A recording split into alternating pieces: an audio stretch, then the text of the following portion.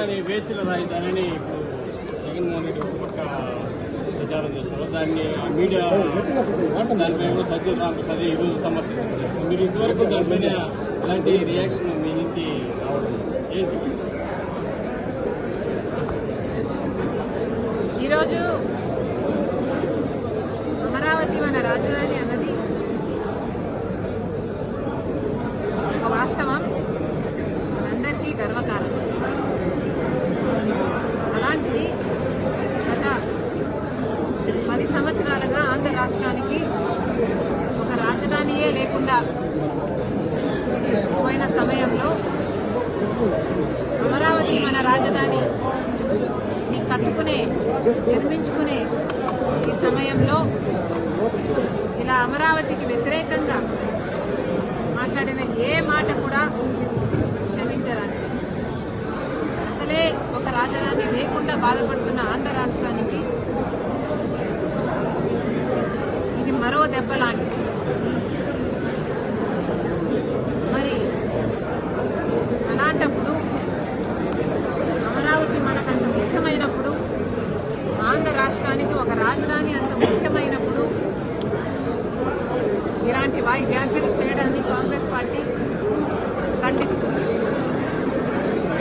ఒక పార్టీకి చెందిన ఒక మీడియా హౌస్, వైసీపీ పార్టీకి చెందిన సాక్షి మీడియా హౌస్ లోని ఒక యాంకరు, వాళ్ళు పిలుచుకున్న ఒక గెస్ట్ స్పీకరు, ఇద్దరూ కలిసి అమరావతి వేశ్యల రాజధాని అని వ్యాఖ్యానించడం చాలా చాలా దురదృష్టకరం. ఎవరైనా ఖండించాల్సిన విషయమే. కాకపోతే నాకు ఇక్కడ అర్థం కాని విషయం ఏమిటి అంటే,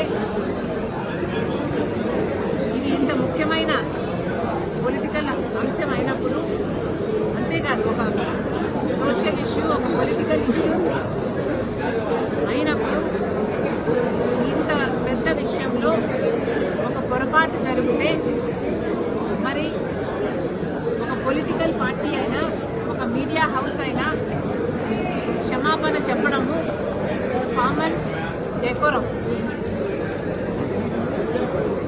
అలాంటిది